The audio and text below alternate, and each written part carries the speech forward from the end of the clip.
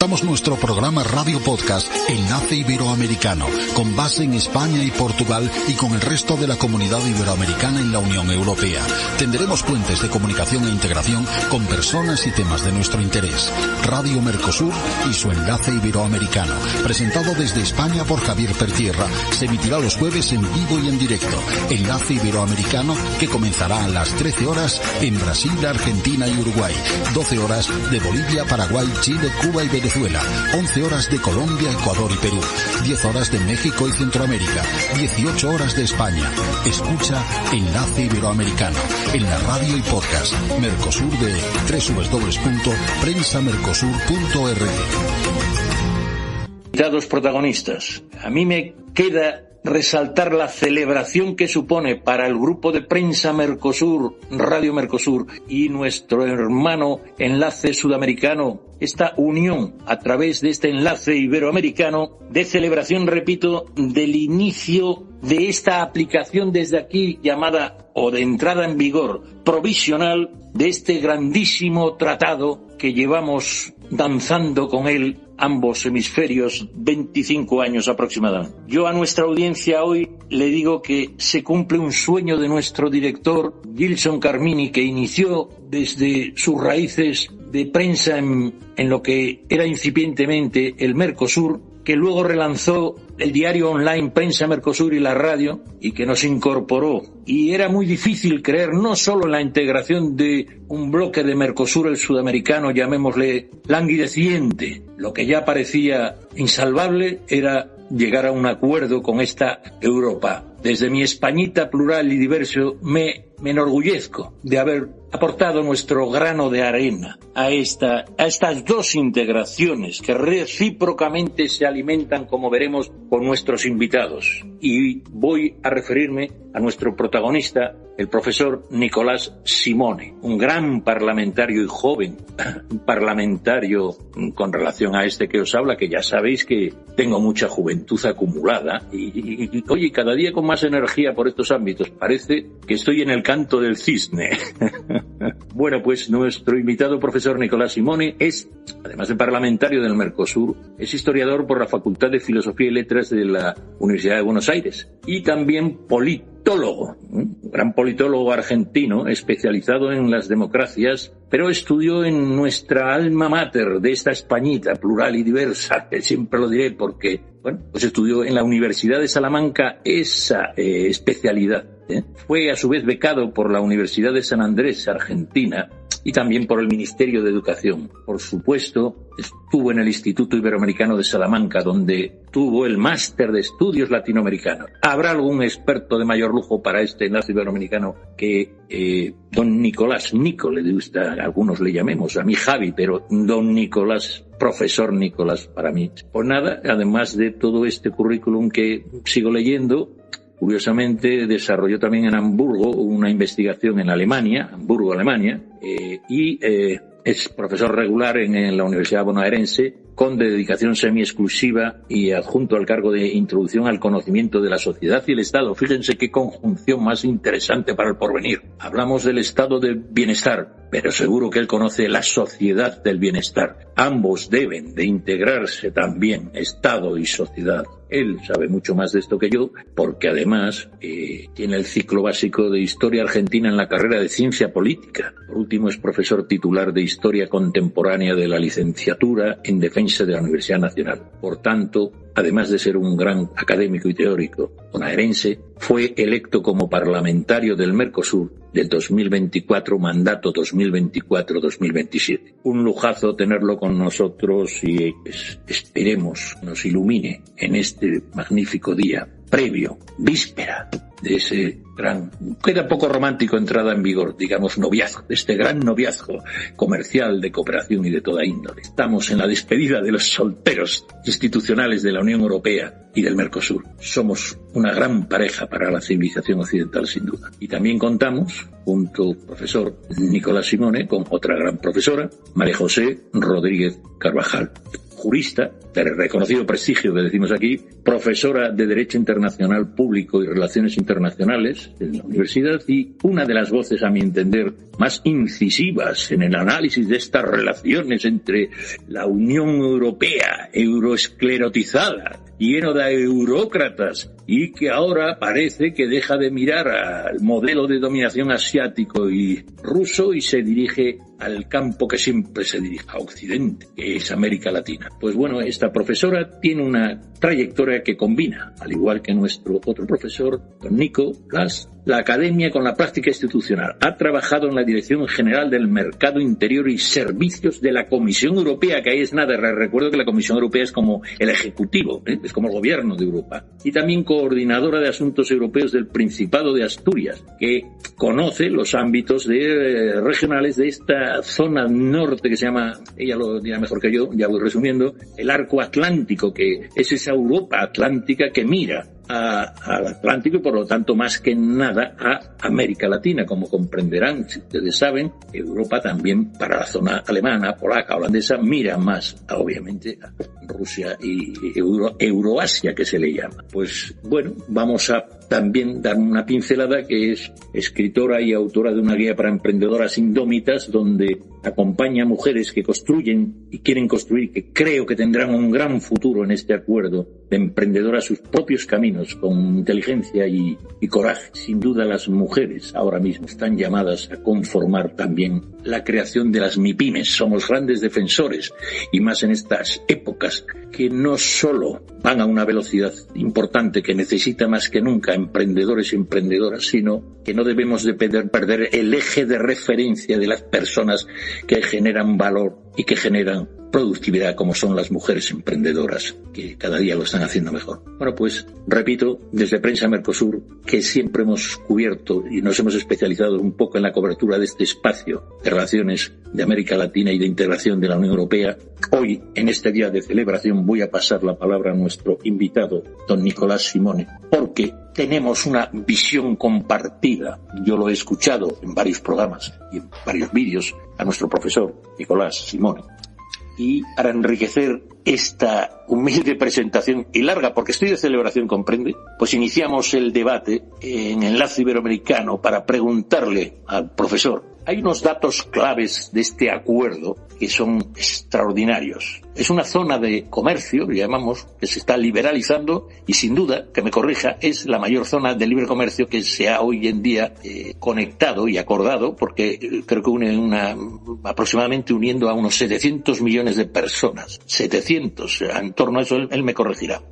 Y que el Producto Interior Bruto es el 20% del Producto Interior Bruto mundial. Ante estas cifras tan importantes, ¿qué nos puede decir usted, experto y parlamentario, si sabremos manejar, don Nicolás Simone, sabremos gestionar estos dos bloques, o al final, ya que nuestra podcast, nuestro título, trata sobre esa entrada en vigor del Acuerdo Unión Europea-Mercosur, y efectivamente tratamos también de los desafíos y oportunidades, repito, como desafío, estas grandísimas magnitudes, repito, 700 millones, creo que somos la mayor zona de libre comercio del mundo, hablo interestatal, no hablo de mercados como la India o China, que no son muy libres. ¿Qué opina usted? ¿Estas grandes magnitudes seremos capaces de gestionarlas o se nos irá de las manos como desafío inicial? Perdóneme que le haga una pregunta ya tan fuerte, don Nicolás. ¿Qué tal? Buenos días para mí. Muchas gracias a todos. Un gusto, María José, colega. Bueno, gracias por la invitación. Es un placer estar en este espacio nuevamente para conversar sobre estos temas. Es muy interesante. Me sirve mucho esta pregunta porque me parece que al volumen en términos comerciales de la integración de mercados, en términos de Producto Bruto Mundial y cuántos ciudadanos integra, que es una mirada cuantitativa, desde luego clave, pero me parece que se complementa con otra cuestión, digámosle cualitativa, que tiene que ver con la apuesta por integrar regímenes democráticos en clave democrática a nivel supranacional. Yo creo que ese es uno de los aspectos más relevantes desde el punto de vista, insisto, cualitativo, desde el punto de vista cualitativo en función de cómo gestionarlos. Justamente la manera de gestionar semejante volumen va a tener que ver siempre con esta apuesta por los regímenes y por las instituciones democráticas, que pueden tener desde luego sus demoras, su exceso de burocratismo. Probablemente Europa hoy esté padeciendo un poco esa necesidad de construir instituciones sólidas que en cualquier manual de ciencia política forman parte del ABC de un proceso como este, pero bueno, a veces cuando se exagera también puede producir algún tipo de problema, por decirlo de algún modo, pero es justamente en esa fortaleza y en la tramitación de los procesos en clave democrática que es posible gestionarlo. ¿Eso quiere decir que va a ser perfecto? No. Probablemente haya muchos avances y retrocesos, o también situaciones políticas. A mí me tocó estar este verano en Sudamérica, en Europa, en España particularmente, bueno, en Salamanca, donde mencionaste mi doble pertenencia, por decirlo de alguna manera. Es una ciudad en la que viví, que adoro y que además me enseñó muchísimo en términos de cómo abordar,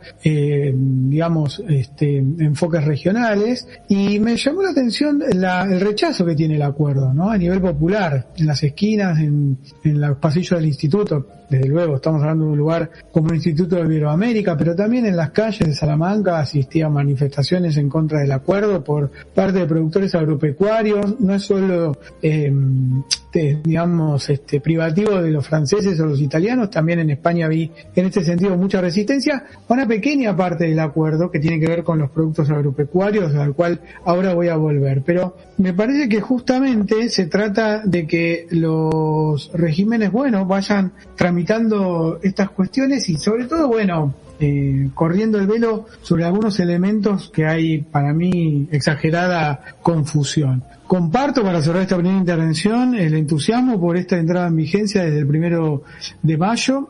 Soy desde joven, usted me dijo joven, Javier, me dijiste joven, pero no soy tan joven. Por lo menos desde hace unos 20 y pico de años trabajo como asesor primero y ahora como parlamentario en el Parlamento del Mercosur, en términos de entender que la integración regional no es un gastadero de dinero, sino que es una verdadera apuesta por mejorar las condiciones de vida de los ciudadanos. 20 y pico años después podemos empezar a ver algo de esto vinculado a dos grandes bloques que, además de tener en común apuesta por la democracia, tienen en común o tienen de virtud, y esto me parece que es muy importante en términos de lo que decía yo recién, que son economías complementarias, ¿no? Estaba repasando algunos datos para esta charla y la verdad es que nosotros tenemos completamente condiciones de complementariedad.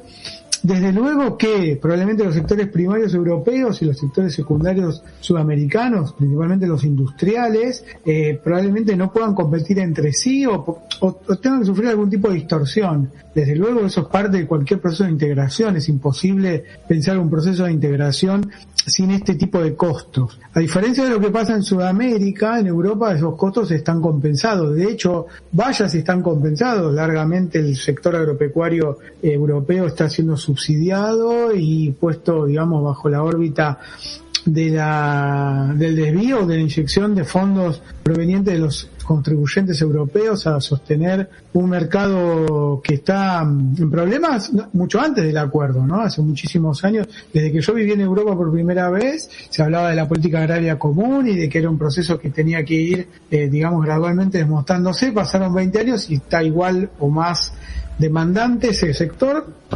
mientras que el sector agropecuario argentino o sudamericano, pero sobre todo el argentino, paga muchos impuestos. Es lo que no hacen los europeos. O sea, hay muchas distorsiones que obviamente van a ir, saltando problemas, desde luego, porque es un ambicioso proyecto de integración que no hace más que reforzar una utopía, ¿no? Que es la idea de pensar el mundo lo más cercano posible a la interacción, libre entre bienes y servicios y personas como este. Así que me sumo al entusiasmo, planteé los temas más importantes y abierto desde luego al intercambio, pero también en lo personal es un hito muy importante que estamos esperando con mucha ansiedad y sobre todo como insisto, la complementariedad que estos bloques pueden tener en algunos aspectos clave. Mencioné el agropecuario y otro desde luego es el energético, ¿no? Que creo que es incluso para Europa el más relevante. Muchas gracias, profesor Nicolás Simone. Para lo que dicen aquí, parlasureño. Y damos ahora la palabra y la voz a doña profesora también María José. Querría decir a la profesora María José la complejidad de este acuerdo. Usted, como experta que es, María José Rodríguez Carvajal, dada su experiencia sin duda de más de un decenio en la Comisión Europea, ¿cuál cree que es ese desafío y qué blindaje jurídicos tienen estos desafíos más resaltables para nuestra audiencia que este acuerdo otorga a estas empresas? A ver si me explico. Estamos hablando, estimados oyentes, de desafíos y oportunidades de esta víspera de la entrada en vigor de este grandísimo acuerdo, de más de 700 millones de personas. Y lo que le quiero preguntar, centrada a la profesora que estuvo varios años en la Comisión Europea, es ¿cuál cree que es el mayor desafío desde la Unión Europea, pero también comprendiendo a las salvaguardas que tenemos y demás, al mundo de la empresa allí? ¿Cuál es el mayor desafío y cuál cree que es ese blindaje o componente jurídico más esencial para que estas empresas no, llamémosle, fracasen en estos grandes lazos, estos grandes puentes que va a haber de comercial y cooperación? Repito, desafíos y blindaje jurídico, ya que usted es una experta que considera que puede, como los grandes navegantes que pueden, frente a vientos tormentosos que estamos viendo en el panorama global, cuáles son esos desafíos y quiénes jurídicamente pueden mantenernos como capitanes jurídicos y, por lo tanto, del Estado de Derecho más esenciales para que este pacto no fracase, para que esta navegación comercial y cooperación llegue a buen puerto. Hola, buenas tardes a todos. Encantada de participar en este programa de celebración. Comparto el entusiasmo que ya se ha comentado aquí. Creo que es un motivo de alegría para todos nosotros, especialmente así deberíamos verlo desde España y Portugal, de este lado del Atlántico. Creo que también nuestros hermanos del otro lado, pues creo que deben estar orgullosos, ¿no?, de haber conseguido haber superado los obstáculos, que fueron más de 25 años de negociaciones, ¿no? Precisamente como mencionabas, Javier, yo estaba en la Comisión Europea siguiendo diversos temas y de vez en cuando pues salía informaciones sobre los acuerdos comerciales que se estaban negociando, y el del Mercosur estaba como a la cola, ¿no?, como diciendo, bueno, pues esto ahí sigue, pendiente, ¿no?, está en pendiente, ya veremos, pero difícil.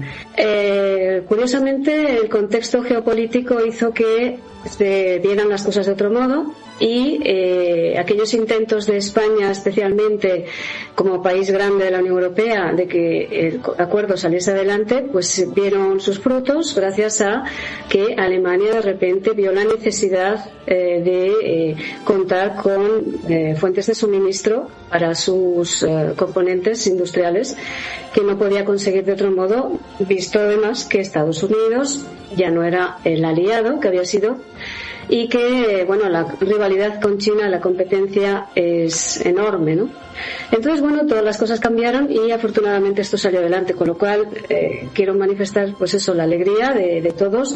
Lo que yo diría que es como un movimiento natural, porque lo artificial es estar separados, divididos, fragmentados, ¿no? Así que, pues, dicho esto, intento contestar tus cuestiones. Antes de hablar de desafíos, quisiera decir que son enormes las ventajas, las oportunidades que se abren con el acuerdo. Y como decía el profesor Nicolás, a quien aprovecho para saludar, efectivamente ha habido algunas reticencias importantes en España y otros países, Irlanda, Austria, varios países de la Unión Europea, desde el punto de vista de los productores agropecuarios, como él señalaba, efectivamente, pero yo pienso que también desde una escasa información recibida o en ocasiones un poco tergiversada, ¿no? Creo que las ventajas para todos los sectores son enormes, y en estos, el sector agrícola, sector primario, sector ganadero, los problemas no derivan del acuerdo, desde mi punto de vista, sino del hecho de ser sectores muy intervenidos desde la Unión Europea. Por lo tanto, no participan de un mercado libre, sino de un mercado subsidiado. Y ese es el problema, pues se ven en riesgo abrir un mercado que no es basado en la libre competencia, ¿no? Entonces esto es algo que es un problema propio de la Unión Europea, que viene desde los orígenes de la integración, y es difícil de resolver porque la gente se ha acostumbrado a que las cosas sean de un determinado modo, ¿no?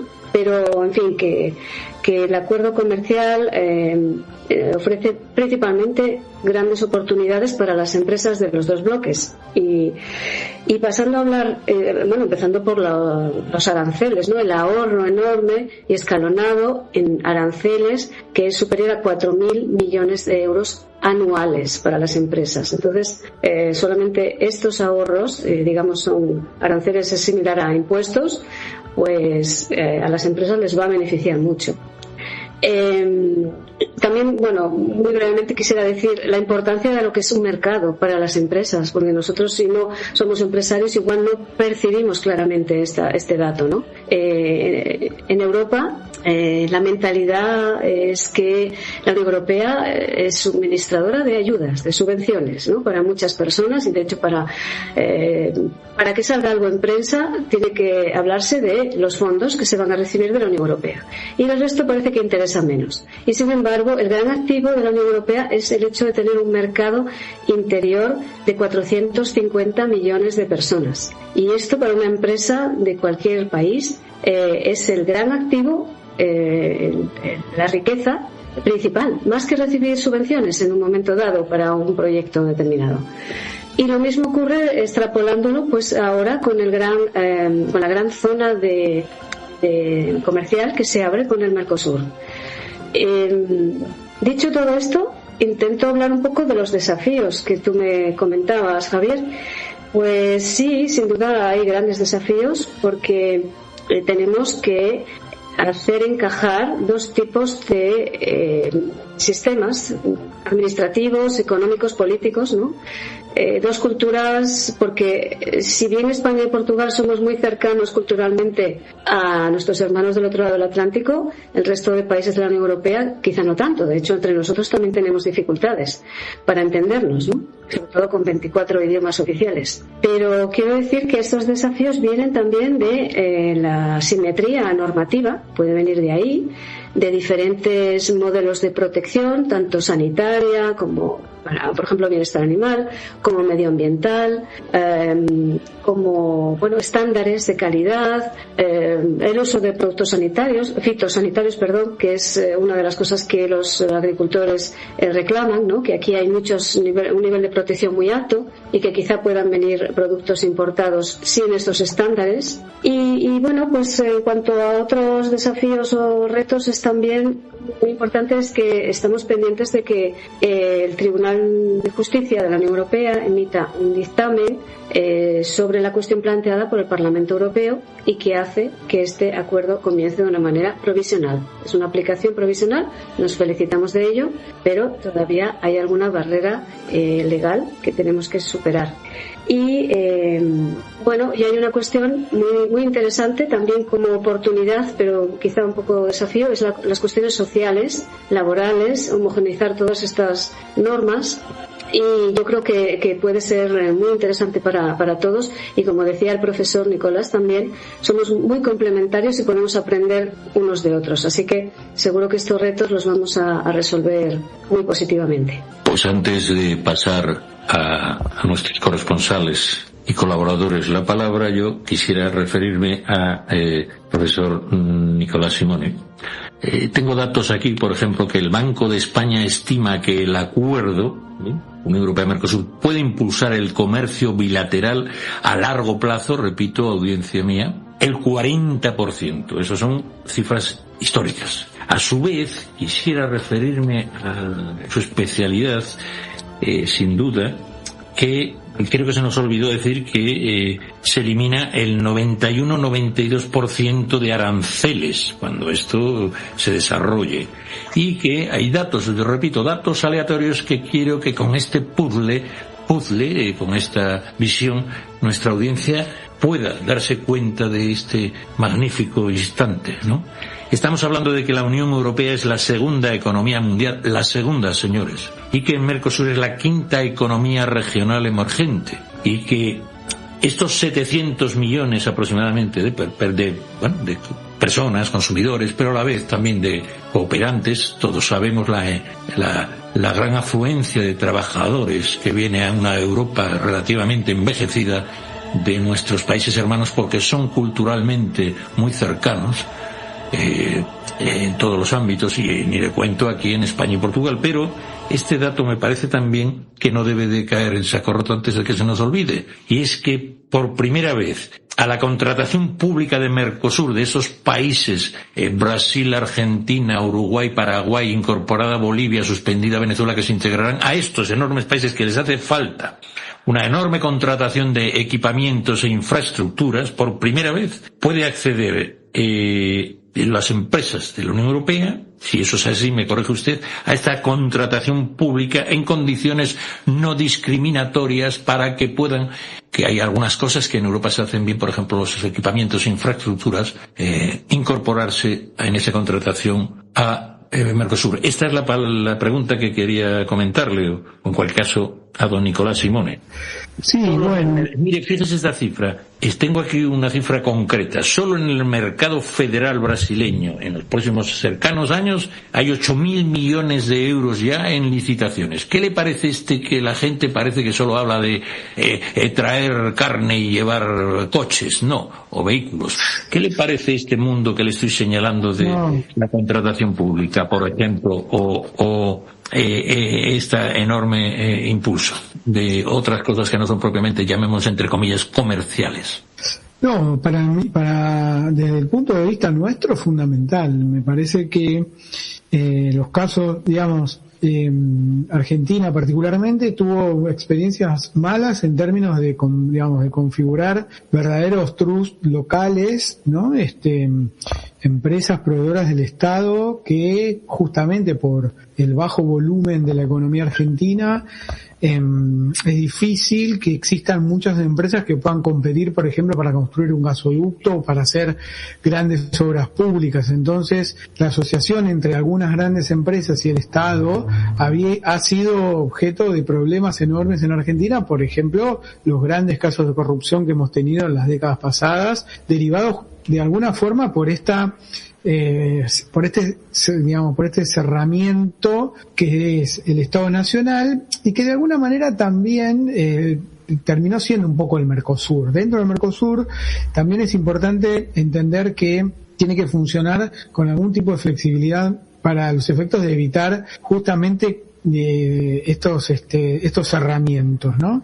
En términos de obra pública, la verdad que para como yo lo veo, es fundamental que puedan competir empresas europeas que desde luego van a tener muchas más regulaciones desde el punto de vista de la transparencia de la que han tenido otras empresas que han sido cómplices de distintos overdredge. Para traer un ejemplo, en donde no existen reglas, digamos, de control de este tipo de acciones.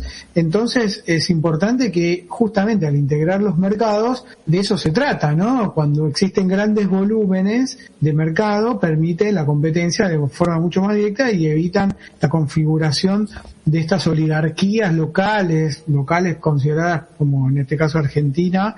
Brasil es un país mucho más grande, que tiene más diversidad, y en un punto eso ayuda a evitar algo de esto que estoy diciendo sobre Argentina. Pero Argentina en ese sentido es una economía mediana, mirando a pequeña, si la comparamos con las grandes economías desarrolladas de la Unión Europea y con Brasil, que bueno, justamente está muy expuesta a estas cuestiones. Entonces, justamente esta tercera dimensión es muy interesante, porque si bien la colocación de productos primarios tradicionalmente dicho de parte del Mercosur puede ver alterada cierta historia y tradición de un mundo rural europeo, digamos, que todavía está por ahí tratando de sobrevivir, pero que en el cual, digamos, se ha desarrollado de manera muchísimo más consolidada los productos de bienes de capital, ¿no? Que son los que acá faltan. Y probablemente otra de las cosas que Europa, se lo dije antes, demanda, y con buena razón, porque la guerra de Rusia contra Ucrania, digamos, aceleró un poco esto que voy a decir, la necesidad de obtener energías no renovables como sobre todo gas licuado, que es fundamental para el futuro, y que en este caso en Argentina particularmente, en Vaca Muerta, no digo sobra, pero está subexplotado, igual que otro tipo de minerales como el litio o el cuarzo, que están totalmente subexplotados del sector argentino de la cordillera de los Andes, y mucho más explotados del lado chileno, con todo el reconocimiento que eso implica. En consecuencia, creo que en ese sentido hay una complementariedad que va a tener necesidades, por ejemplo, el tema de la adecuación de la legislación. Nosotros lo vemos como una oportunidad para Sudamérica de mejorar los controles fitosanitarios, pero también de uso de pesticidas en el caso de la fruta, que es un gran problema que Sudamérica no ha entendido increíblemente desde hace 40, 50 años, que usa pesticidas que Europa no acepta y que, bueno, yo no soy un especialista bioquímico, pero si Europa no los acepta, o Europa los acepta porque se entiende que son aptos, o Sudamérica no los usa porque se entiende que no lo son, no sé, la verdad que de esa opinión no tengo una opinión formada, pero sé que existe este desbalanceo, y lo conozco de primera mano porque mi papá se dedicaba a exportar fruta a Europa en la década del 70 y del 80, y este problema lo terminó alejando de la actividad, porque los productores argentinos, por lo menos en lo que conozco, no han adecuado estas normativas. Entonces, para nosotros es una oportunidad de que eso suceda, al igual que en lo que tiene que ver con los procesos de producción de faena de ganado vacuno, sobre todo, que es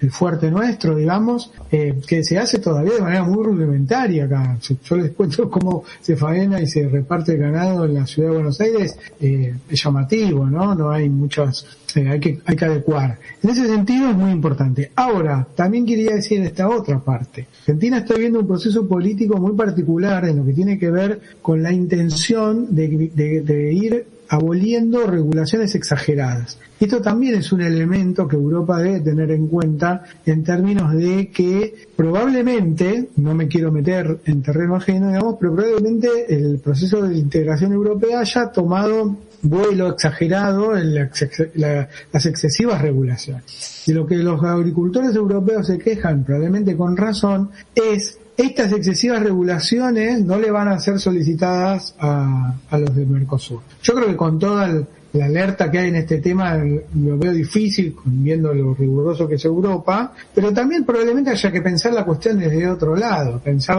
probablemente se hayan ido un poco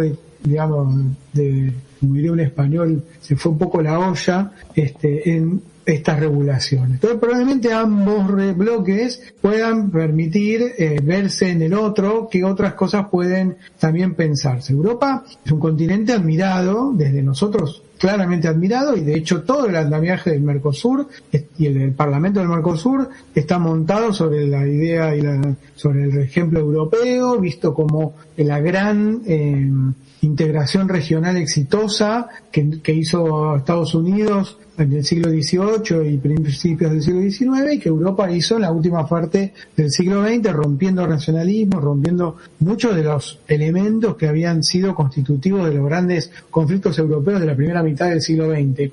Y en ese sentido para nosotros es una referencia. Ahora, no hay que perder de vista que Europa es una de las regiones del mundo que está creciendo a la menor velocidad en términos económicos. Y en buena medida eso tiene que ver con este exceso de regulaciones, porque realmente tiene toda la tecnología, el potencial, los recursos humanos, los sistemas de comunicación, los desarrollos científico-tecnológicos, tanto en bienes de capital como en bienes de tecnología, de biotecnología, de uso de fertilizantes, de semillas híbridas, etcétera. Europa es punta, pero no crece a la velocidad que podría crecer. Países como Paraguay, por ejemplo, o el mismo Brasil, son países que han crecido a una velocidad de tasas chinas. De hecho, Argentina entró en una fase de crecimiento de más o menos 3-4 puntos del Producto Bruto en los últimos años. Se espera mantener ese régimen. Para Argentina es muchísimo, pero justamente Europa ahí también tiene algo para ver. Insisto, para redondear la idea,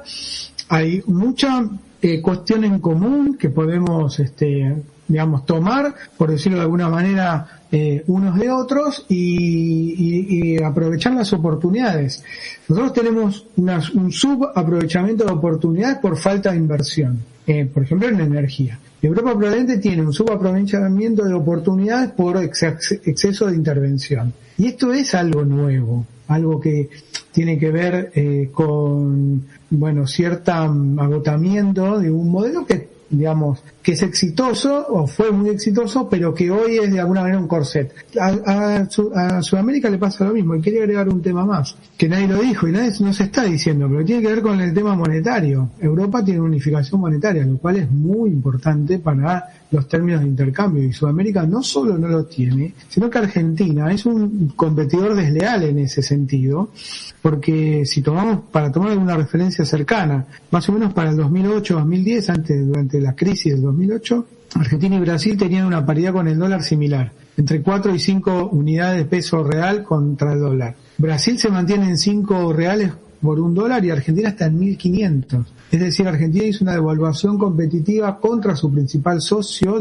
A Brasil no le hace ni cosquillas porque es un gigante al lado nuestro, pero mirado desde el punto de vista de la legislación, ahí también hay algo de adecuación. Por ejemplo, estaría completamente deseable que en este proceso de integración Mercosur pueda tener una moneda común de intercambio, por ejemplo, entre sí, para evitar recurrir al dólar para este tipo de intercambios. Y eso es también un espejo en Europa en el que claramente nos miramos y del que claramente podemos tener esta oportunidad que decías tú, Javier, de un crecimiento exponencial de los intercambios. Yo cierro con esto, como argentino, particularmente lo veo como la más importante oportunidad que tuvo el país desde su inclusión en la División Internacional del Trabajo del siglo XIX, que le permitió tener un crecimiento sostenido por 70 años del 5% del Producto Bruto, que le permitió ser un país que recibiera migración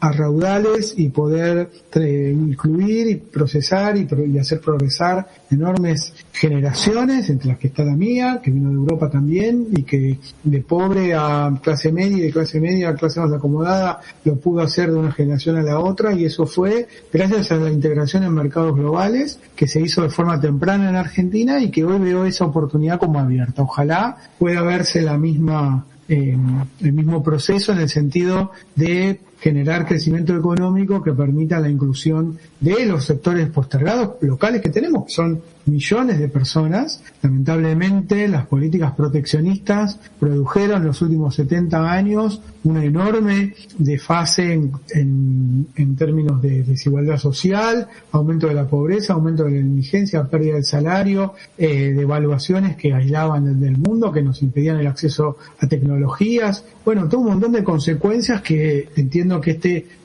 no sé si veré yo, soy joven pero no tanto, en mi tiempo la posibilidad de ver algún otro proceso con todas estas oportunidades.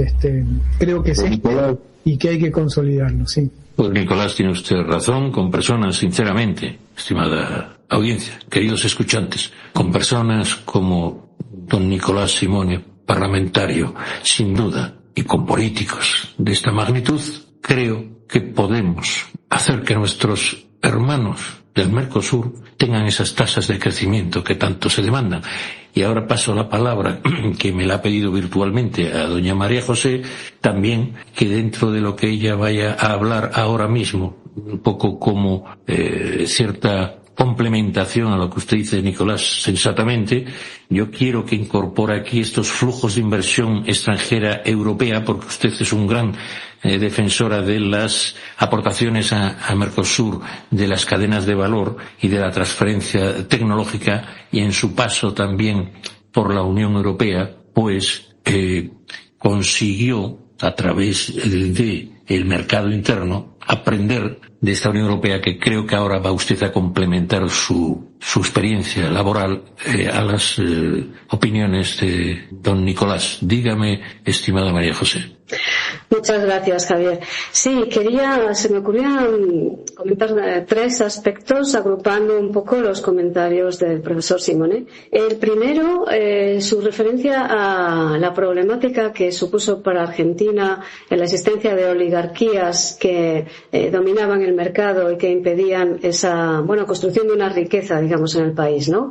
En este sentido, la Unión Europea, desde mi punto de vista, uno de los aciertos que ha tenido desde su creación es en los tratados fundacionales ya se contempla que el modelo económico se basa en el libre mercado. Y hay normas, como bien se critica, creo que también es cierto, a veces excesivas, pero hay muchas normas dirigidas a construir este mercado bajo un sistema de libre competencia. Desde controlar las ayudas públicas que se dan por parte de los Estados miembros a las concentraciones de empresas para evitar situaciones de abuso de mercado, los cárteles o acuerdos entre empresas y también pues todo lo que son obstáculos a la libre circulación de mercancías, ¿no? Pues lo que llamamos reglamentaciones técnicas o toda la normativa que permite que haya un mercado interior europeo. Entonces todo esto que es un complejo sistema normativo que parte del Tratado Constitutivo del año 57 y que no se puede imaginar la cantidad de normas que tenemos que manejar y aplicar, ¿no?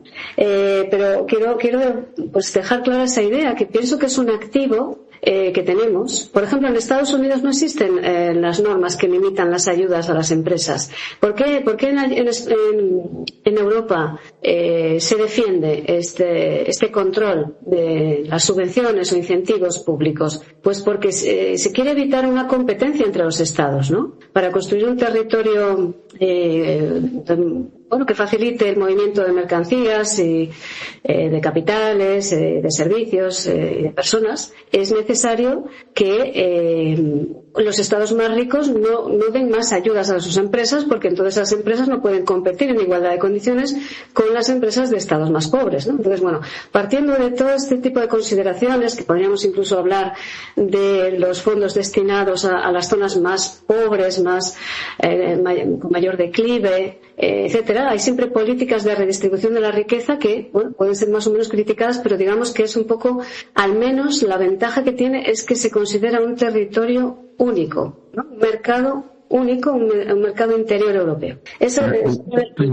Dentro de este reequilibrio, y ya paso la palabra a nuestro director o a doña Elizabeth, querría, esto me parece importante también para nuestra audiencia, usted habla de estos aprendizajes de la Unión Europea, ha defendido siempre como la realidad empresarial y de la economía productiva es propio de su doctrina, y hace este acuerdo entre la Unión Europea y Mercosur al día de hoy accesible para una pequeña, mediana empresa, o este acuerdo está diseñado o concebido ahorita principalmente para las grandes multinacionales y grandes empresas.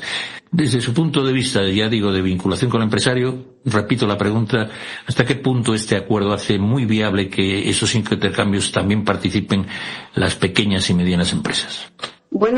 Es viable desde el momento en el que las pequeñas y medianas empresas obtengan la información oportuna para poder aprovechar los términos del acuerdo. Quiero decir que a estos efectos hay portales de información dirigidos a las pymes en cada uno de los países del Mercosur y en cada uno de los organismos de comercio exterior también de los países de la Unión Europea y etcétera. O sea, hay información disponible para las empresas y son ellas las que tienen que encontrar esos cauces, ¿no? También hay organismos que pueden ayudar, asesorar y apoyar, pero desde luego la herramienta fundamental, pienso yo, que es buscar alianzas, buscar acuerdos con otras empresas, bien a través de su propio sector o a través de asociaciones, hay muchas vías, pero desde luego sí que el acuerdo va expresamente también dirigido a las pymes. Pues muy bien, paso la palabra ahora a Elizabeth Rondón, que es desde esa óptica de Colombia, de la zona de Cali, que a su vez ha solicitado de alguna manera, ya es observador y asociado con Mercosur, pero tanto Panamá como Colombia han solicitado la posibilidad de ingresar en Mercosur.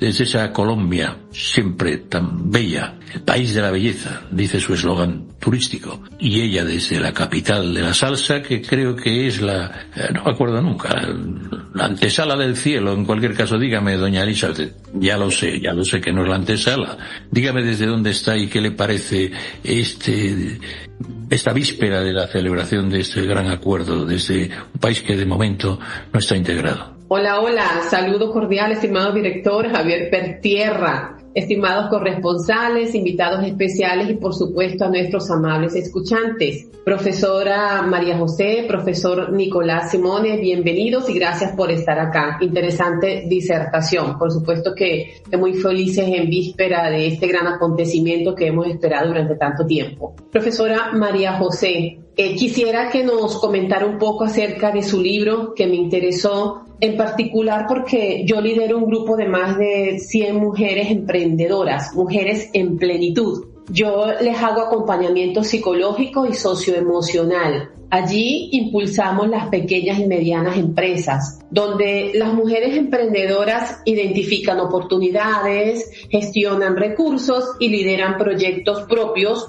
por supuesto con el objetivo de generar valor económico y en algunos casos contribuir a transformar su entorno. En su libro, Emprendedoras Indómitas, hermoso título, por cierto, usted ha escrito sobre el liderazgo femenino. ¿Qué puertas específicas se abren para las mujeres emprendedoras en este nuevo marco del comercio birregional? Gracias. Muchísimas gracias por su pregunta, Elizabeth. Es un honor que haga referencia a, en realidad es menos que un libro, yo lo llamo guía, es una guía de relatos que intenta ser ameno y de fácil lectura, que intenta llegar a acercarse a casos que pueden ser perfectamente similares a los que muchas mujeres se enfrentan, ¿no? en Iberoamérica. Y sí, un capítulo se dedica al liderazgo femenino y efectivamente pienso que las mujeres somos por naturaleza especialmente emprendedoras, lo cual no quiere decir que los hombres no lo sean también, pero yo creo que es un rasgo que nos caracteriza, ¿no? Y tenemos que superar algunas barreras, sobre todo en algunos países que todavía tienen normativas que no están, que no contemplan plenamente las capacidades que tenemos las mujeres, ¿no? Por desgracia es así. Entonces,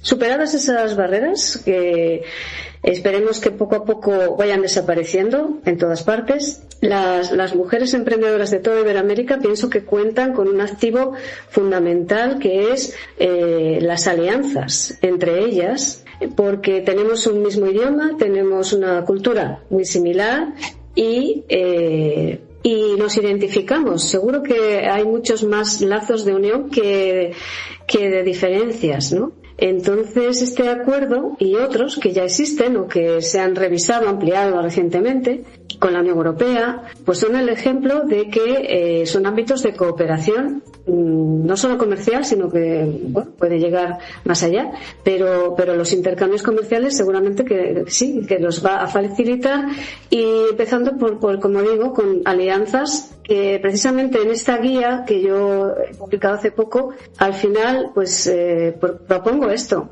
hacer una gran alianza de mujeres, ¿no? Que quieran unirse simplemente para intercambiar y para hablar entre ellas, ¿no? Para compartir sus puntos de vista y seguramente también informaciones útiles sobre cómo mejorar sus empresas o sus ideas de emprendimiento.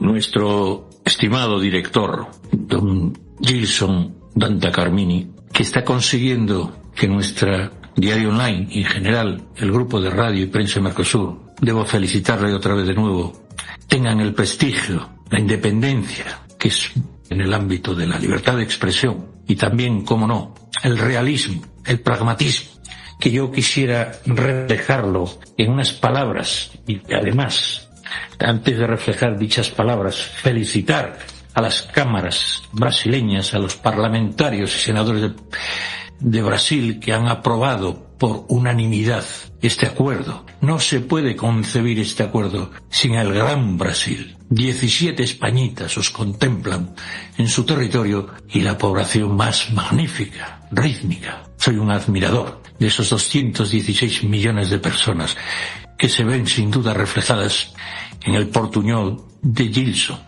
Sí, son palabras exuberantes, pero es que el día merece la pena. 25 años sin llegar a un acuerdo, poniéndonos trabas, todas aquellas culturas y civilizaciones celosas de este enorme potencial lusófono e hispánico. También fue Hispania romana, Portugal, y por lo tanto Lusitania, era Lusitania.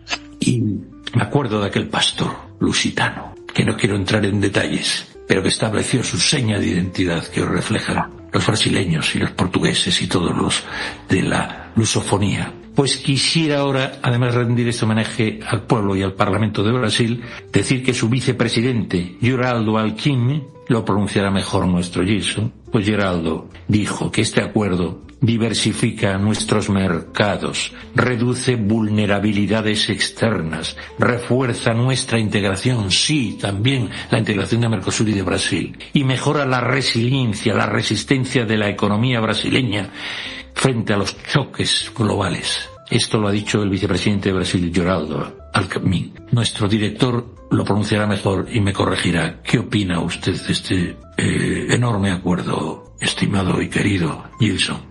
¿Cómo está, mi querido Javier Perterra? Un saludo cordial a todos los oyentes de Radio Mercosur, ¿no? Usted que nos está acompañando cada día más en todos los hábitos, ¿no? Periódico, radio y también las partes de audiovisual. Muchas gracias. Y bueno, felicitaciones ahí por la participación de nuestra querida María José. Acá tengo pregunta para ella también y también para nuestro Nicolás Simone, hombre fantástico que luchó tanto y que yo creo que ahora, ¿no, mi querido Simone? Si hay que morrer en paz, ¿no? Uno ya queda con aquella cosa de misión cumplida, ¿no? Y dentro de todo eso falta mucho. Oye, director, perdóname, que mujer de una batucada de bamba, na carencia bonita de samba. Ah, caramba, que bom. Então, aí tá meio francesado, não? Um espanhol meio francesado, o Nicolás me corrija, não? Então, mas tá bem. Bueno, primeramente quiero agradecer a la participación de ellos, ¿no? Por ese programa maravilloso Enlace Iberoamericano que une puentes, ¿no? Y dentro de todo quiero hacer una pregunta para nuestro Nicolás, que acompañó tanto y sufrió, me imagino, tanto con esse tema del acuerdo, porque nem todos às vezes tienen la capacidad de comprensión que essas regras que puso la Unión Europea é uma regra que está há mais de 20 anos no mercado europeu e que os produtores europeus têm que cumprir para poder trabalhar. Então, muitas vezes a gente, porque é um montão de coisas e aquele outro, pero hermanos, hay que atualizarse. Nosotros que trabajamos con informática, si nosotros quedamos un mes sin actualización, ya nos pasa un montón de información. Y también el ramo de la trazabilidad es muy importante que nosotros podamos nos actualizar. Nosotros vimos productores tanto de Argentina como también de Brasil, de Uruguay también, que han estado preocupados acá de Paraguay con esse sistema de trazabilidad. Mi querido Simone, también nosotros vemos que el Mercosur en sí desarrolla muchísimos proyectos y esos proyectos son proyectos que muchas veces se tarda a ser anunciado e não tem o acompanhamento para poder fazer a socialização adequada. Muitos europeus têm o bloco do Mercosul como um bloco obscuro, que nadie tem o conhecimento de lo que é, que agora se está escutando e tudo mais, não? E muitas vezes o que falta seria socialización, mas no solamente como la socialización que ustedes hicieron hasta la fecha de hoy, que es ir a invitación de un gobierno allá de la Unión Europea, juntar un grupo de empresarios, explicar, hablar para ellos y esperar que, como Jesús explicó y pasó las buenas nuevas para los discípulos, que ellos hagan lo mismo, no esparce por allá por el continente. Cosa que no pasa. ¿Cómo usted ve qué sistema el Mercosur va a hacer para poder se adecuar a la trazabilidad europea? Porque es muy importante eso. Hoy en día se utiliza agrotóxico de China que muitas vezes são já proibidos no mercado europeu, não porque são em contra de los chinos, senão que é comprovado cientificamente que fazem mal. E porque é mais barato, não? Então é mais barato comprar um agrotóxico, digamos, de China, de Ásia, do que comprar um europeu que tem todas as condições fitossanitárias para poder, digamos, não trazer um produto contaminado à mesa da gente. ¿Cuáles son los sistemas que se está haciendo en relación a eso, el Mercosur? ¿Y qué idea usted daría para que sea más fácil la integración en ese aspecto? Muchas gracias, María José. Acá la Carla, la Vilma y a Gloria mandan un mensaje preguntando cómo se hace ese grupo de mujeres que ellas quieren poder hacer parte también, que tienen varios proyectos y muchas veces le falta compartilhar con personas experientes para que ellas puedan auxiliar y emprender junto con ellas. Muchas gracias y un abrazo para ustedes. Bueno, entiendo que voy yo primero. Aparte de esto, ya lo mencioné, existe desde luego una mirada muy atenta de parte de la Unión Europea respecto de este asunto de la trazabilidad de los productos y también las cuestiones que tienen que ver con los pesticidas. Desde luego que desde el lado nuestro, digamos, tiene que verse como una oportunidad para estandarizar procesos productivos que en algún punto implican probablemente nuevas inversiones. Y ahí eso me lleva a otro aspecto del cual no se habla, que también es a tener en cuenta para los productores sudamericanos y que tiene que ver con la enorme cantidad de impuestos que esos productores pagan, que podrían o deberían ser destinados a esta adecuación en términos, digamos, tecnológicos o legislativos o de procesos técnicos que, digamos, adecúen ambas regiones a los mismos criterios. Los productores argentinos, por ejemplo, de soja, pagan ahora bajó un poco a 31, pero pagan alrededor del 30%, vamos a poner, del volumen bruto de la venta al exterior de productos como la soja y sus derivados, que en el caso argentino es el producto que hace la diferencia, digamos, del volumen bruto, sin contar el resto de los impuestos que eso implica, ¿no? Costos laborales, insumos, traslados, que en un país como Argentina son costosísimos, porque es un país muy grande, mal comunicado y bastante despoblado, es decir, un montón de costos indirectos que también deben ser tenidos en cuenta a la hora de obligar a estos productores a adecuarse a las regulaciones europeas. Insisto, es importante que se pueda hacer. Y creo que para Sudamérica es clave que ese proceso se haga lo mejor posible porque es la garantía de una estabilidad en términos de colocación de productos mal llamados primarios, porque a esta altura, con la cantidad de insumos tecnológicos y científicos que necesitan, la producción agropecuaria ya no es primaria, es una producción con alto valor agregado. De hecho, justamente estamos discutiendo sobre fertilizantes, programas de control de las cosechas, de las sequías, de las inundaciones. Por ejemplo, en Sudamérica nosotros vinimos de muchos años de sequía y ahora empezó una etapa de muchas lluvias que va a implicar también tener en cuenta esto. Entonces, me parece que en la ecuación el tema de los impuestos tiene que ser incluido, porque, digamos, recae el peso, e insisto, no le sacó el cuerpo a los productores sudamericanos para ver cómo hacen para adecuarse, pero no se tiene en cuenta el enorme peso en tributos que sostienen. De hecho, a ver, los países sudamericanos, todos, su superávit fiscal o superávit o déficit, pero digamos la mayor cantidad de productos, digamos, de números que hacen a la balanza comercial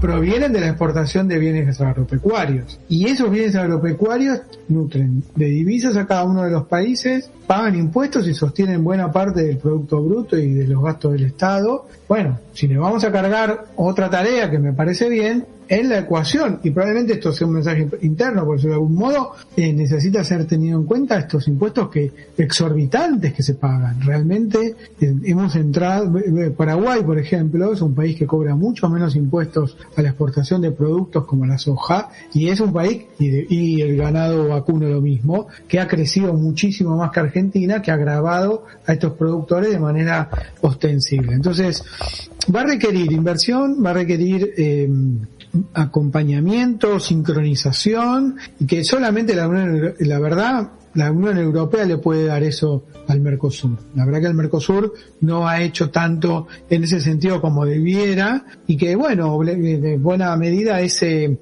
apalancamiento a la oportunidad que implica el acuerdo va a hacer que los países se adecúen finalmente sus legislaciones y sus controles a esto que se requiere. Y como, para cerrar, como contracara de eso, también lo dije antes, probablemente haya algunos controles que también puedan ser revisados, ¿no? Creo que hay también algo de lo cual se puede aportar en cuanto a los modelos productivos que nosotros tenemos, que con todas las dificultades, cambio en el valor del dólar, cambio en los impuestos, devaluación, hoy el dólar en Argentina está apreciado en comparación de lo que era hace 2 años, muy apreciado. De hecho, los ingresos en dólares han crecido mucho y bueno, probablemente eso dé mejor algunos indicadores, pero peor otros. Por ejemplo, los términos competitivos, para nosotros es difícil esa apreciación de la divisa, pero aún con todas esas condiciones y con los impuestos se mantienen, con la depreciación del dólar, igual se colocan productos, igual hay un récord de cosechas, igual durante este año en Argentina, por ejemplo, la exportación de bienes agropecuarios permitió la recuperación de los niveles de reserva del Banco Central. Bueno, le estamos cargando muchas cosas a este sector y está particularmente apuntado desde Europa por ser el motor o el problema más importante a subsanar, y no se tiene en cuenta, insisto y cierro, con el peso impositivo enorme que tiene este sector contra un sector muy subsidiado de parte del lado de Europa, ¿no? Entonces, creo que ahí, como decía María José, y la verdad que comparto casi todo, o sea, absolutamente todo lo que dijo, también hay una tarea, digamos, de los políticos, por decirlo de alguna manera, de hablar sobre estos temas. Yo cuando estuve en este tiempo noté que todo el mundo se hace un poco el distraído, un problema de Bruselas, y Bruselas nos impone, y todo, no es que lo tengan contra Sudamérica, lo tienen contra el europeísmo, en general contra la integración, las regulaciones de Bruselas, en los chistes, en los sketches, en la calle, no, porque viene Bruselas y te quita tal cosa. Hay un tema con el exceso de regulación, que yo creo que hay una delgada línea entre lo que es terminar siendo, digamos, anti-integración, que es un problema grave, o también de parte de Bruselas, digamos, también entender que hay algunas regulaciones que ya un poco podrían ir revisándose. Pero la verdad es que en el fondo es un aprendizaje mutuo entre todos, porque todos tenemos un poco que verle al otro. Argentina está siendo bastante disruptivo en términos de desregulación. Las leyes que un gobierno manda, es la primera vez en la historia, yo soy asesor legislativo hace más de 20 años, es la primera vez en la historia que es una iniciativa legislativa tendientes a derogar más leyes que va a poner. Y eso tiene algo interesante, la verdad que es nuevo, y es también pensar en que volver un poco a las características del libre mercado. No porque el libre mercado solo, sin regulaciones, es virtuoso de por sí, para nada, pero en un equilibrio que hoy está un poquito desfasado. Así que bueno, soy muy Gerson, si vos te acordás, sigamos tiempo, ¿cómo lo ves? Y yo te decía, el proceso dice inevitable, bueno, estamos viéndolo, es inevitable esta integración, es sana, es buena, va a pasar por muchas etapas diferentes y por muchos problemas y probablemente con avances y retrocesos, pero se ha disparado algo que es realmente muy alentador. Pues don Nicolás, tiene usted razón, como Gilson, y en estas estamos aquí me parece que era Lope de Vega cuando decía que en horas 24 pasaron de las musas al teatro, yo diría, sinceramente, que después de 25 años hemos pasado de las musas, de las inspiraciones, de la poesía, al teatro, o sea, la acción. Este pacto ha pasado del papel, que todo lo aguanta, como dicen algunos, a esta acción, y ustedes son el claro ejemplo. Este pacto empieza ya a caminar mañana. Ya denotan sus análisis puesta en marcha de esta llamada por algunos intelectuales hoja de ruta nueva. Esta hoja de ruta quisiera que contara con un par de voces que todavía nos queda, por lo tanto vamos a intentar ser más sintéticos, incluido yo, y que este despertar del compromiso entre la Unión Europea y Mercosur, que ha representado Prensa Mercosur, repito, y otros muchos que, como usted, don Nicolás, creíamos en algo que muchos intentaban desprestigiar y probablemente muchos interesados en que no se llevara a efecto. Pues bien, desde aquí voy a pedir este análisis que nos va a hacer Ana Osoro Barro, una responsable de Unión Europea Internacional de la Federación de Empresarios, una responsable técnica, estudió en Glasgow y en otros sitios, de la voz, llamémosle jurídica técnica, pero empresarial. Ana Osoro tiene la palabra para que nos ilustre en la voz de estos empresarios. Nos quedan aún, digo a nuestros protagonistas invitados, algunas otras voces de corresponsales de México, de Argentina, y otra persona, Nancy Gómez, muy querida en este programa. Hola a Nancy Gómez, luso-venezolana, que también desde la óptica de Portugal, les recuerdo que esto es Enlace Iberoamericano, incorpora a Españita Portugal. Pues esta España y Portugal también tendrán voz. Ahora mismo voy a pasar la palabra, repito, a doña Ana Osoro, con la perspectiva empresarial. Adelante, Ana, por favor, analiza esta situación desde esa óptica. Si miramos el contexto actual con un entorno internacional cada vez indudablemente más incierto y fragmentado, estos acuerdos, como el que tenemos de la Unión Europea con Mercosur, adquieren una relevancia especial. Y, bueno, lo primero que conviene subrayar es precisamente eso, que estamos ante un hito. La entrada en vigor provisional de mañana 1 de mayo no es un hecho aislado, sino que es el resultado de un proceso de negociación que se inició hace algo más de 25 años. Es decir, estamos hablando de un acuerdo profundamente trabajado, que responde a una visión estratégica de largo plazo. Desde el punto de vista empresarial, este acuerdo es sobre todo una apuesta por la apertura, y eso hoy en día tiene, que duda cabe, un valor añadido.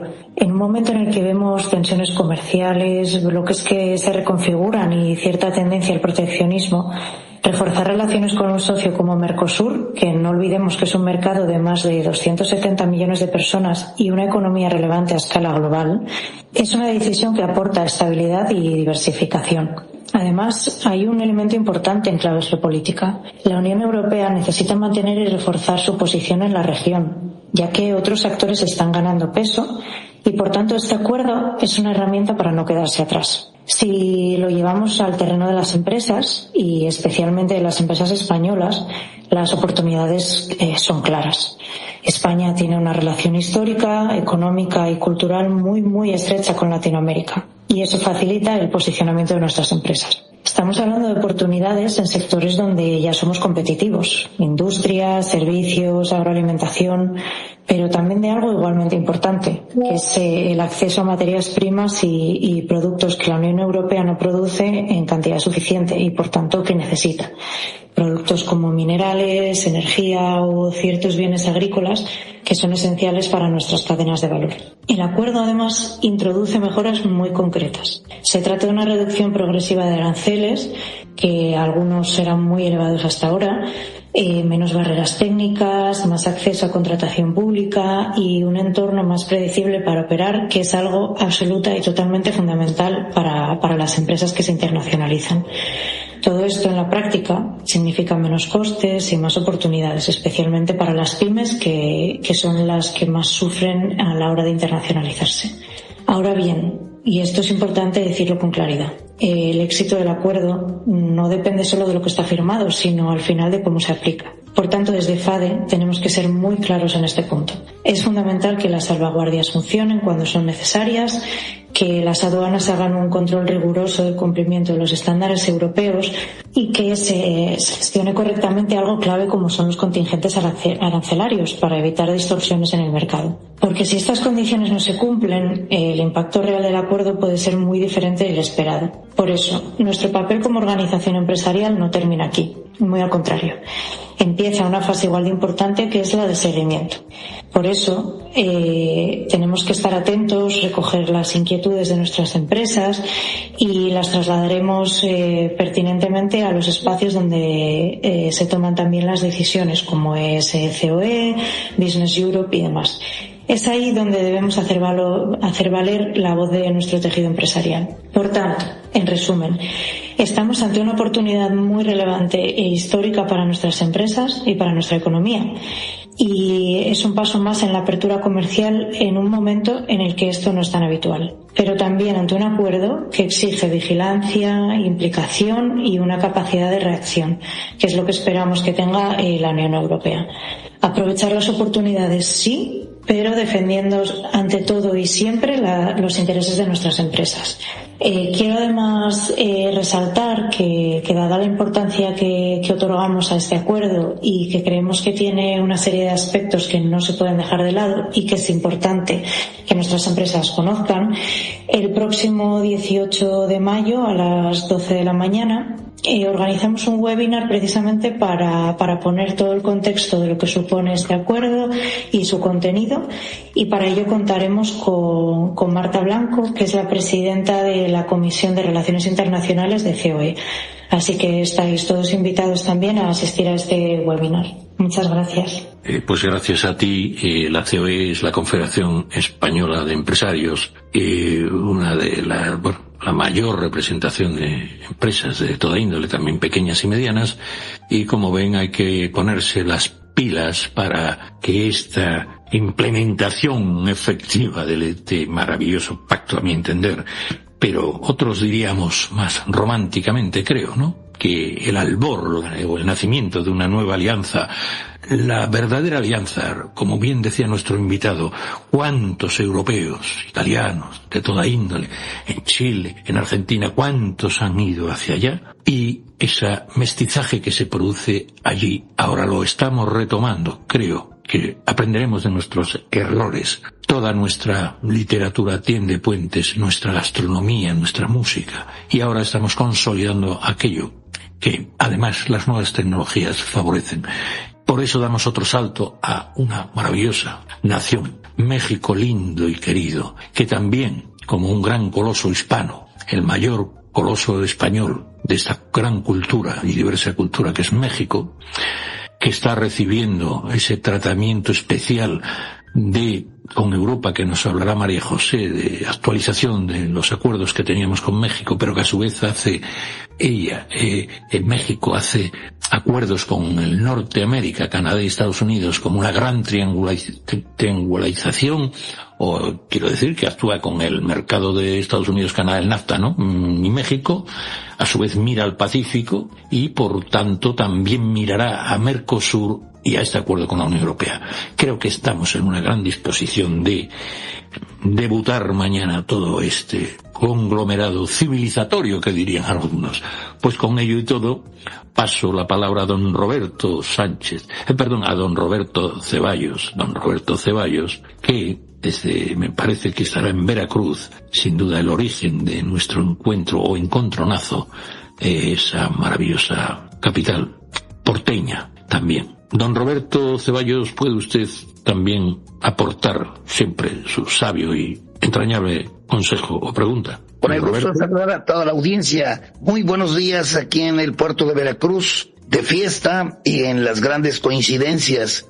Hoy ha sido un grande, coincidimos con los panelistas, con el profesor Nicolás Simón y también con María José Rodríguez. Comparto de María José Rodríguez, en primer lugar, esa felicidad que embarga a todos los hermanos de habla hispana de México y de todo el cono que desde la Patagonia. Entendemos que una apertura comercial con Europa, la firma de los tratados comerciales con Mercosur de este 17 de enero del 26 hoy siguen tomando relevancia y se están actualizando. Bueno, eso es una gran felicidad para todos. Nosotros aquí en México, desde Veracruz Puerto, la Villa Rica de la verdadera cruz, hace 507 años iniciamos el comercio con España, con la madre patria, y desde entonces hemos estado hermanados en todo. Igualmente algunas otras países del sur de lo que componen hoy nuestra América. Pero bueno, independientemente de la felicidad que nos embarga a todos, también coincidimos con las afirmaciones del maestro Nicolás. Desde nuestro punto de vista, Europa crece o se amalgama con el euro, con la moneda. Yo creo que también América tiene que tener una moneda que amalgame y que ponga las reglas del juego, como se dice en el fútbol, que ya viene de moda, que ya viene el mundial de fútbol, cancha pareja para todos, para que todos tengamos oportunidades de crecer. Una pregunta, con el gusto de saludar, también coincido con mi maestro Gilson y con mi gran director Javier Pertierra, que efectivamente nos hermana a todos y es un beneficio para todos.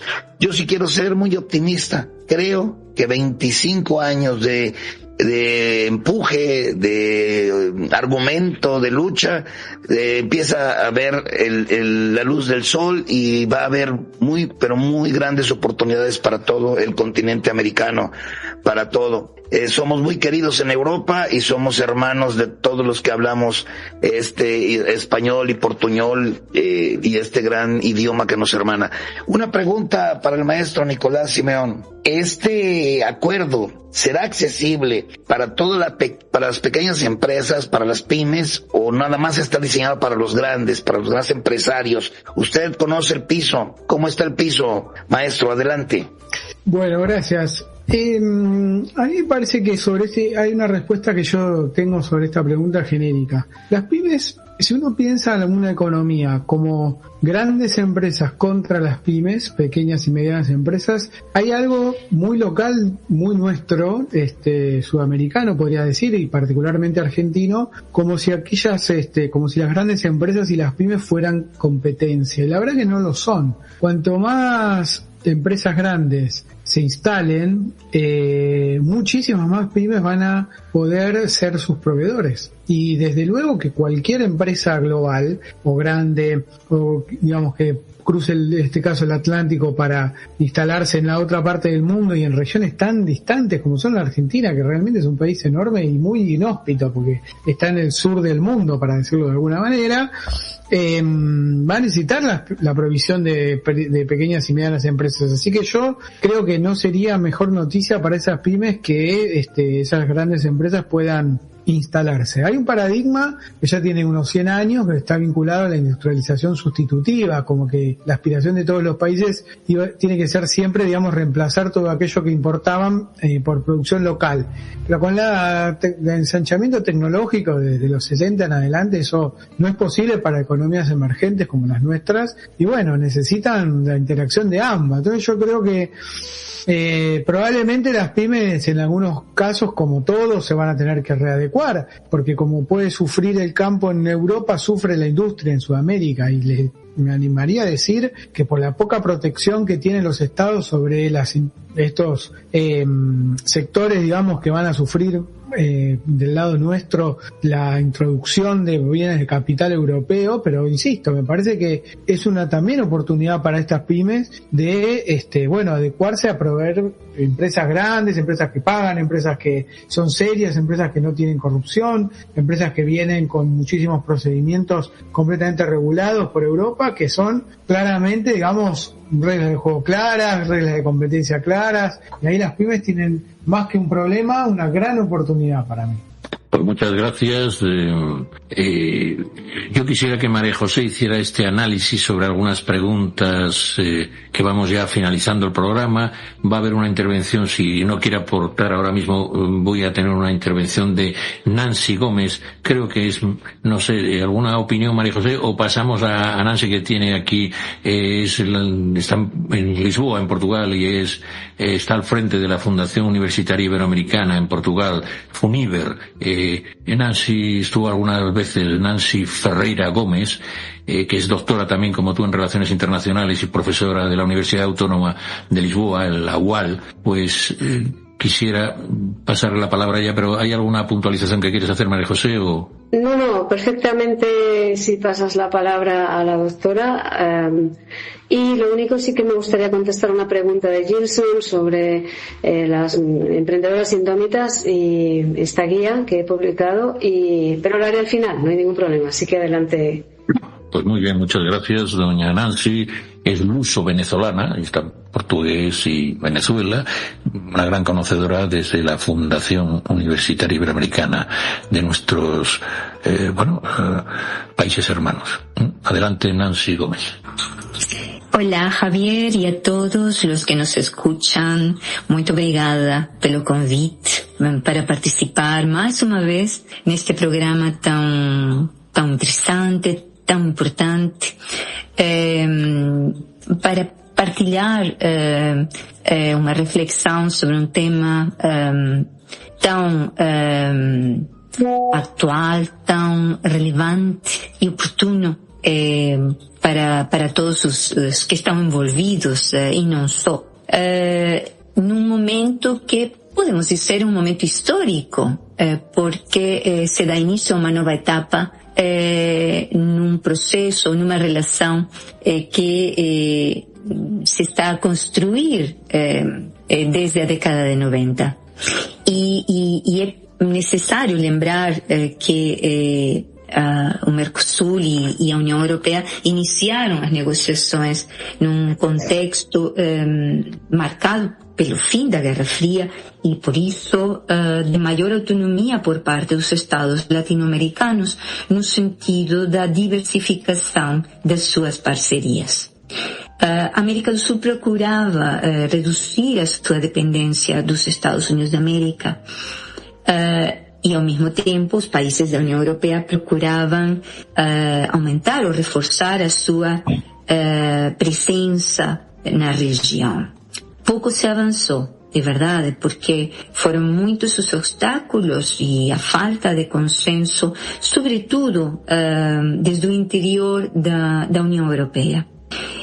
As relações, assim como as instituições, são aquilo que nós queremos que sejam, dizem os construtivistas. Hoje, os ventos são contrários ao multilateralismo. Nesse aspecto, são tempos diferentes daqueles da década de 1990, mas surgiu uma necessidade, e isto é muito potente, uma necessidade numa sociedade internacional que tende para a bipolarização ou a transição hegemônica, não sabemos ao certo. E nem a América Latina, nem a Europa eles foram designados papéis protagônicos neste processo. Mas nem tudo está perdido. O histórico do relacionamento revelou um enorme potencial de capacidades e determinou uma certa margem de manobra ao permitir diversificar os mercados, tornando-nos menos dependentes dos Estados Unidos de América e também da China.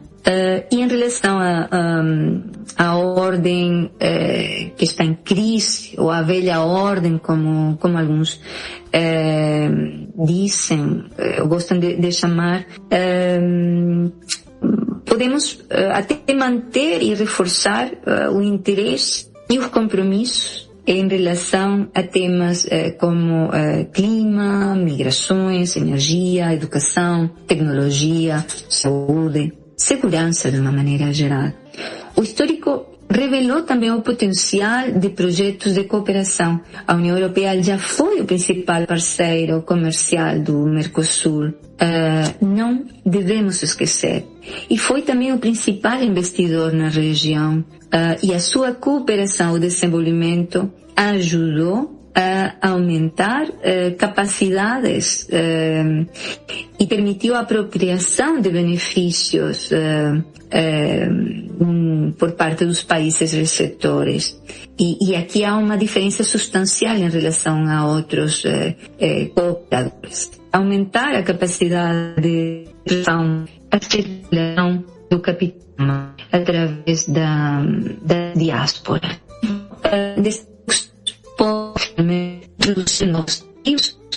Numa sociedade que tende para o caos. E, portanto, é esta a reflexão que eu faço, desejando que continuemos todos a pensar neste tema e que continuem, desejando que continuem os trabalhos para o benefício de todos. Mais uma vez, muito obrigada, Javier, pelo convite y hasta breve. Muchas gracias, Nancy Gómez, desde Lisboa.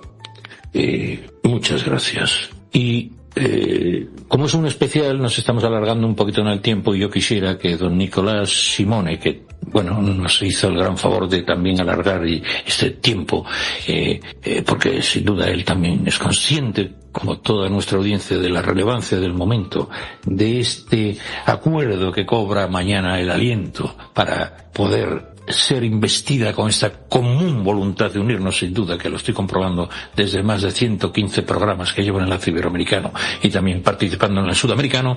Me atrevo a decirle gracias por su tiempo, don Nicolás Simone. ¿Podría usted, porque vamos a alargar un poquito con María José el programa, y usted dijo que a esta hora hay 30 y nos está dando más minutos, muy agradecido por su tiempo, repito, ¿puede comentarnos así un poco una especie de hasta luego, hasta pronto, porque para nosotros es una personalidad y un gran conocedor de estos ámbitos de la Unión Europea y del Mercosur? ¿Podría usted alentarnos y animarnos para que este gran dinamismo que usted aterriza en todos los ámbitos pueda contagiárnoslo? Bueno, muchas gracias por la invitación, gracias por deferencia. Realmente me tengo que retirar y medio, un poquitito más. Ahora les pido disculpas, a disposición de ustedes. Van varias veces que soy convocado y salgo a participar. Me parece muy importante generar todos estos intercambios. Hay mucho por hacer todavía, desde luego. Creo que estamos lejos de que se haya resuelto, terminado el proceso, y va a requerir de muchas interacciones, así que totalmente abierto a ellas. Me disculpo porque me tengo que retirar. Les deseo, un feliz día mañana, un buen fin de semana. Para los madrileños también, especialmente su día 2 de mayo, que sé que es muy importante. Así que estamos en contacto y por más integración regional, no solo económica, sino también política, apostando siempre por la democracia, por el intercambio y por los consensos en pos de un bienestar más compartido por la mayor cantidad de habitantes en el mundo. Así que gracias por todo y hasta la próxima. Muchas gracias a usted, y aquí siempre tiene sus micrófonos y su casa para poder, lo que usted señala, comunicar que efectivamente estamos entrando en un acuerdo que tanto la Unión Europea, esas discreciones, las negociaciones, las dificultades, sabe que los políticos, y usted está en ello, tienen que ser extremadamente, medir mucho sus tiempos, etcétera, y creo que necesita más comunicación este acuerdo. Y ya pasó la época de la discreción. Hemos firmado este trato y hay que ponerlo en marcha. Y para ello necesitamos a gente como usted que comunique a nuestros votantes, a nuestra población, lo que estamos haciendo. Eso también le falla mucho a la Unión Europea. Hay algo distante, y por eso les llaman burócratas, eurócratas. Pues creo que ahora debemos divulgar todo esto. Muchas gracias. Usted es un claro exponente de ello, don Nicolás. Aquí tiene su casa siempre y su enlace. Vamos a pasar ahora también a María José Rodríguez Carvajal para que ella también nos guíe en estos desafíos y oportunidades en positivo. Y si alguien quiere alguna cuestión, pues ya sabe que aquí hay libertad de expresión. Doña María José, doñita, esta cristalización del consenso después de 25 años, después de este proceso largo, ¿cree usted que podrá ser activada sin un lenguaje técnico? ¿Cree usted que la materialización de este compromiso será como pensamos los que no entendemos mucho de él? Porque sí tendemos los brazos y los enlaces como si fuera el de una boda. Nos invitarán a todos a la boda dentro de unos pocos meses cuando esto se consolide. También Europa tiene, una resolución judicial. ¿Cómo ve usted esta oportunidad, sobre todo estos porvenires que creo que se identifican con un destino común, pero a lo mejor yo sabe que suelo ser muy optimista? ¿Cómo ve usted los perfiles del futuro de este acuerdo? ¿Cómo despegamos? Bueno, yo creo que lo importante es que quede en manos, y así entiendo que ocurre, de los actores que están sobre el terreno, es decir, de los empresarios, emprendedores, de las empresas en definitiva, de todos los tamaños, de todos los sectores, y son ellos los que van a darle forma a estos acuerdos, porque hablamos del acuerdo comercial. Quedaría pendiente para más adelante el acuerdo de asociación y de cooperación, que tiene unos aspectos más políticos y más de otros ámbitos, ¿no? Pero si nos ceñimos a lo que entra en vigor mañana, que es el acuerdo comercial, reducción de aranceles, reconocimiento de indicaciones geográficas protegidas, reconocimiento de una serie de estándares de calidad, etcétera, creo que son las empresas los actores principales, y en su mano está. Y yo siempre he creído mucho en los empresarios, son los que nos dan riqueza a las sociedades, a la iniciativa privada, y los que trabajamos en lo público, pues lo que tenemos que hacer desde mi punto de vista es facilitar este proceso, no poner trabas, no excesivas regulaciones. Es muy fácil decirlo y es difícil hacerlo, ¿no? Porque ¿dónde está el equilibrio? No es tan fácil. Pero yo confío en que así va a ser.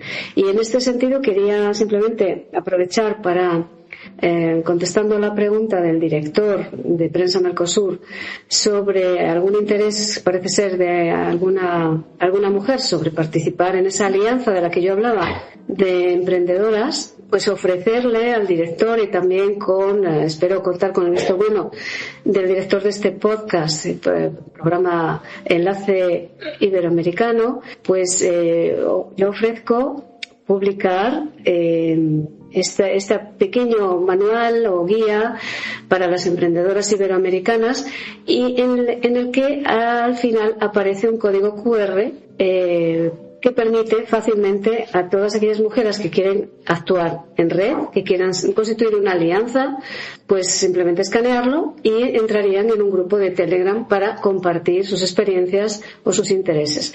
Veremos cómo funciona. Yo, de momento, lo que puedo hacer es ponerlo ahí a disposición. Y bien, si me permite en PDF, ¿no? En Prensa Mercosur, sí, o algo así.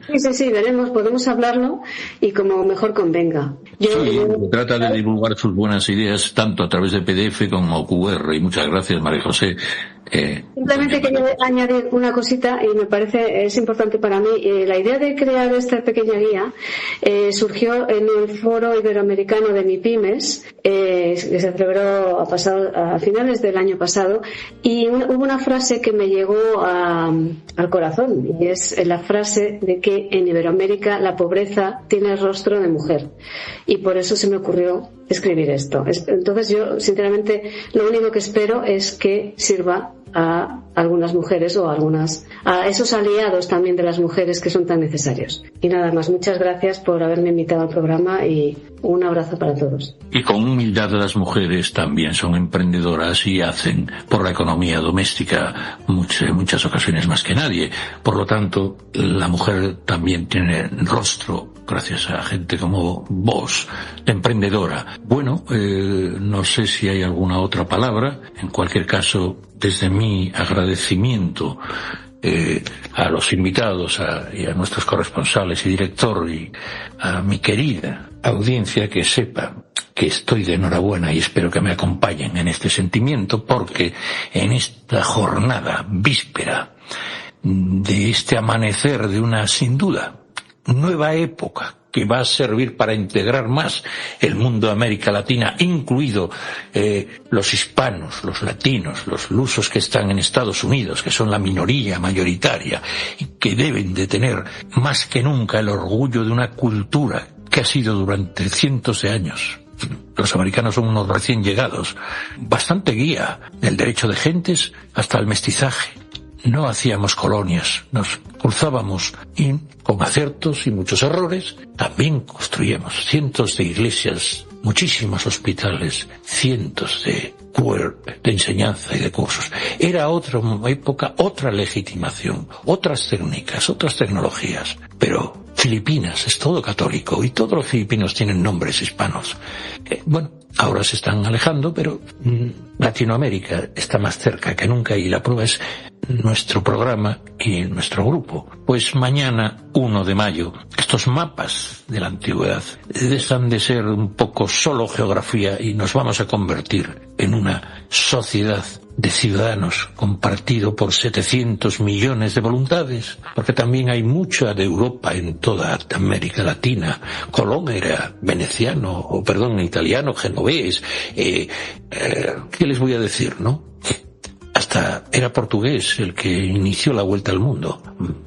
El estrecho de Magallanes era portugués, en fin, estaba bajo la corona española. Creo que esos 700 millones, más de 700 millones de voluntades que están firmando este acuerdo, sirve para que yo me despida de ustedes, querida audiencia, con la certeza de que no es solo un documento de aranceles, cuotas y cosas de estas.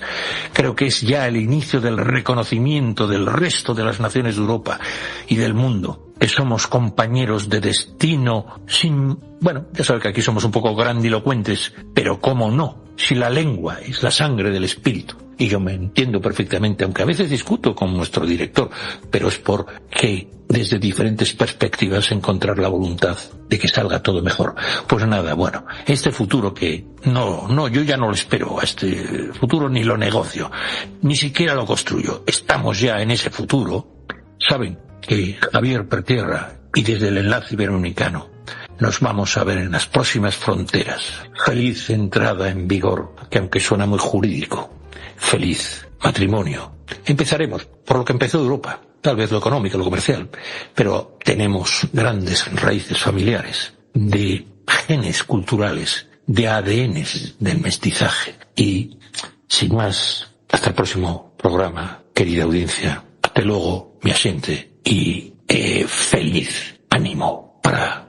Desde prensamercosur.org presentamos nuestro programa Radio Podcast Enlace Iberoamericano, con base en España y Portugal y con el resto de la comunidad iberoamericana en la Unión Europea. Tendremos puentes de comunicación e integración con personas y temas de nuestro interés. Radio Mercosur y su Enlace Iberoamericano, presentado desde España por Javier Pertierra, se emitirá los jueves en vivo y en directo. Enlace Iberoamericano, que comenzará a las 13 horas en Brasil, Argentina y Uruguay, 12 horas de Bolivia, Paraguay, Chile, Cuba y Venezuela, 11 horas de Colombia, Ecuador y Perú, 10 horas de México y Centroamérica, 18 horas de España. Escucha Enlace Iberoamericano en la radio y podcast Mercosur de www.prensamercosur.org.